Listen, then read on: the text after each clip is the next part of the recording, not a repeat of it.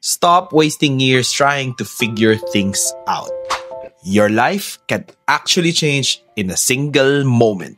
Yung moment na nag-decide ka, sino ang gusto mong maging. Maraming tao ang stuck hindi dahil walang options, kundi ayaw lang talaga nilang pumili.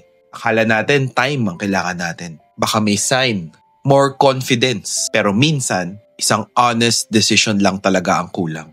Because the moment you choose a direction, parang biglang liliwanag ang lahat. Hindi dahil alam mo na ang gagawin mo at susunod na aapakan mo. Hindi dahil alam mo na ang bawat step na gagawin mo. Pero dahil alam mo na magsisimula ka na. Ito na ang starting point ko. This is your starting point. An underrated truth na hindi mo kailangan ng 5-year plan. Walang perfect timing. Kailangan mo lang sabihin sa sarili mo, ito yung magiging ako. Ito yung gusto kong maging.